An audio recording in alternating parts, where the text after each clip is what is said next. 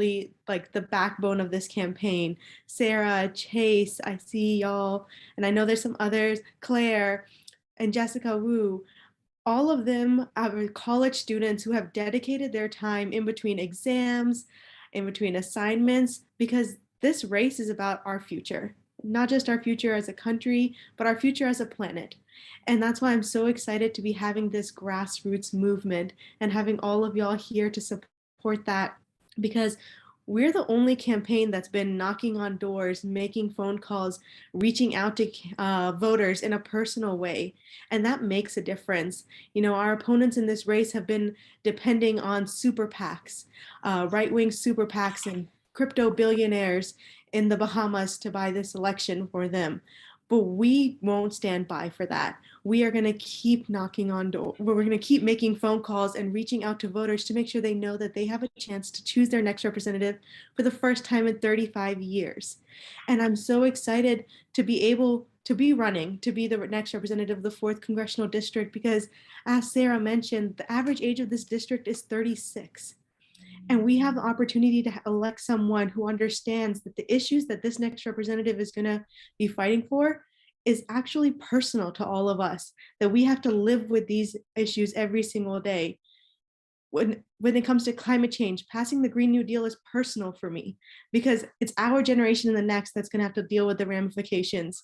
I want to pass a Green New Deal so there's a safe and livable future for my daughter, so that she's able to grow up and breathe livable air and have a good union paying job that pays a living wage. The fight to codify Roe v. Wade is personal for me, because just last year I experienced a ectopic pregnancy that resulted in me having to get an abortion. And I'm fighting for all of our rights to make decisions over our own bodies. Every single part of this campaign is personal, and I'm just so excited to be part of it with each and every one of you. And I am even more ecstatic that this is a full circle moment for me right now, that my first start into politics was when I was an undergrad and I started organizing for the Bernie Sanders 2016 campaign. I started a little club at NC State called NC State for Bernie, where we were college students that phone banked for Bernie when he was running in South Carolina, and made phone calls for him and drove down to South Carolina to knock doors. And one of the first campaign events I ever attended was introducing him September of 2015 when he came to Greensboro, North Carolina.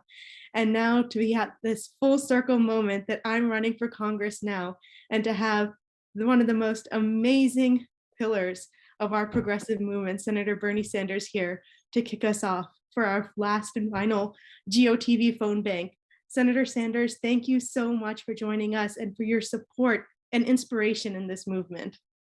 Well, Nida, thank you so much for the introduction. Thank you for all the great work you have done for so long. And let me thank everybody who is going to get out tomorrow and do everything they can to make sure that Nida is elected to Congress. We desperately need strong, young, progressive voices in the Congress, and that's what Nida will be. I don't have to tell anybody that this is an extremely difficult time for our country. We all know that. We saw what happened just the other day in Buffalo, the horrible racist terrorist attack. And I know that Nida will do everything she can to work with me and others to combat all the forms of bigotry and systemic racism that is growing in strength in this country right now. And as Nida indicated, just within the last few weeks, we learned what the Supreme Court may very well be doing, and that is unbelievably in the year 2022, deny every woman in this country the right to control her own bodies. And Nida is going to be a fighter to make sure that it is women and not politicians who are able to make that decision.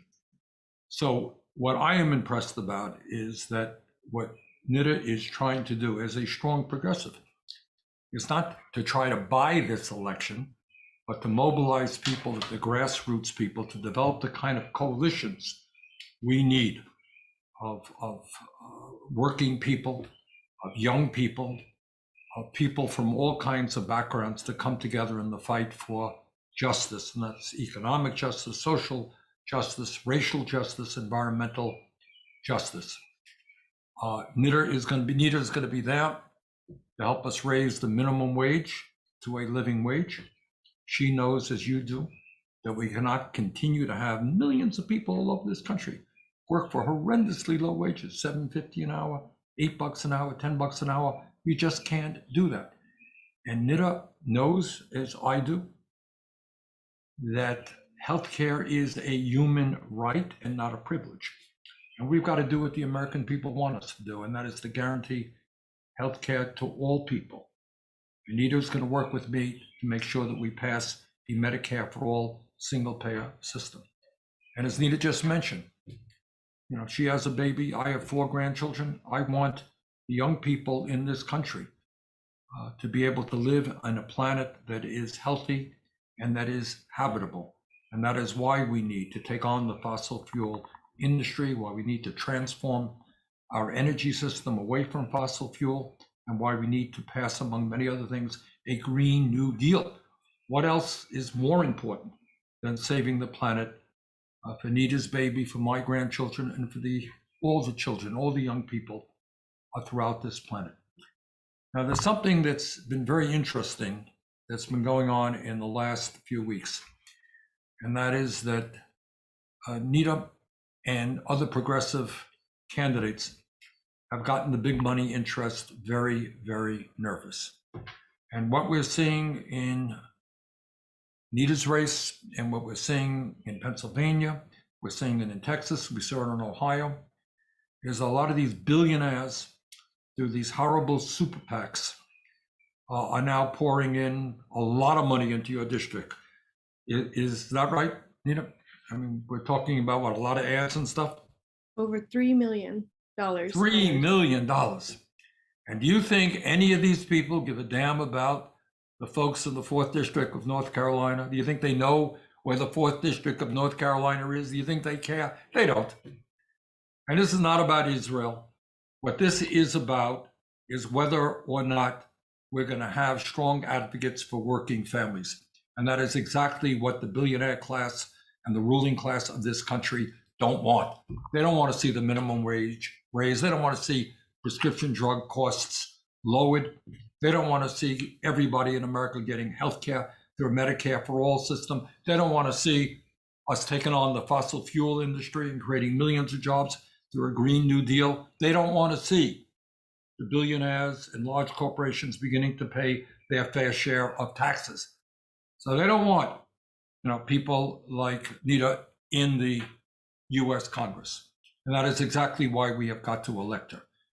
So what tomorrow is about is really being aggressive, is going out there and getting everybody that getting your friends and your family and your neighbors, your coworkers, your classmates, bring them out to the polls and tell them you don't want them to be complaining about everything that's going on in the world. You want them to stand up and fight for real transformative change, which is what Nida is about. So I hope that tomorrow we will have as many people as possible in North Carolina just knocking on doors and bringing people out to the polls. Let me conclude by saying this. I know something about close elections.